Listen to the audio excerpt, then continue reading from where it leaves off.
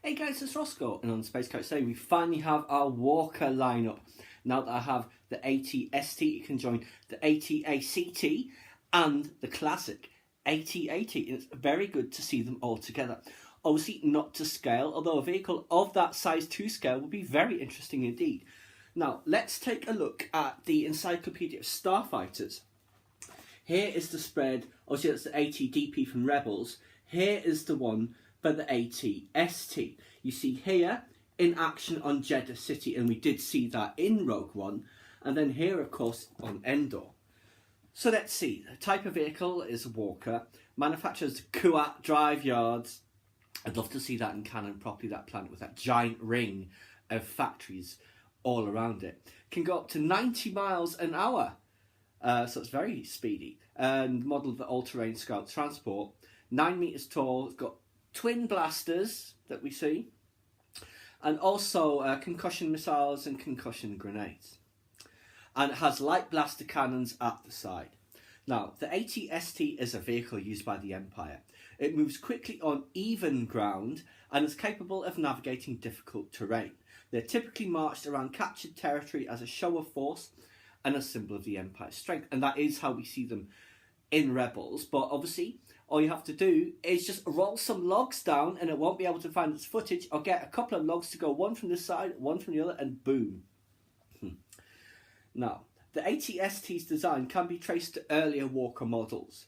These vehicles included the AT-DP, which obviously is this one, and the AT-RT, which I believe, yes, it is that one, like the mini single-person Walker.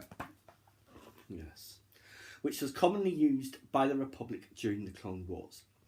Now, at the Battle of Endor, AT-STs are relied on heavily. Rebel forces use several obvious design flaws to their own advantage. Yes, indeed. And we do see here the leg joint is here. And the computer-controlled foot sensor... Oh, sorry, that's the wrong one. Computer-controlled foot sensors. I assume that would be this. That's a little unclear from the text. Now let's just check out the other two as well. The AT-AT and the AT-ACT. AT-AT. Again, its Kuat drive yards only got 60 miles an hour. And it's 22.5 metres high. It has 2 laser cannons, 2 medium blasters. There are a few things as terrifying as the sight of an AT-AT walking towards you. These weapons of destruction are used in the later years of the Empire's reign. The mere presence of one is usually enough to ensure obedience from any local resistance. It has a hull with seating for troops, and a movable... I don't think this one is movable. Ah, it is slightly movable. There you go. Movable, heavily armed head. We see Agent Callus on one in Rebels Season 3, where the 3 clones make their first appearance.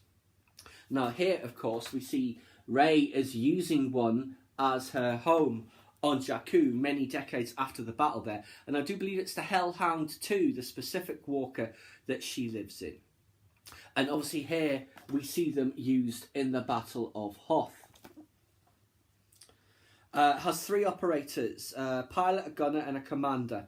Can also carry up to 40 ground soldiers and several speeder bikes as well. Now, for the AT-ACT, it goes 50 kilometres an hour, 32 metres high, and has 2 heavy laser cannons.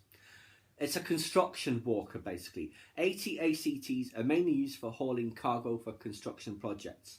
However, in emergencies, the Walkers can also be deployed as military vehicles, and that's used. We saw them in Rogue One on Scarif.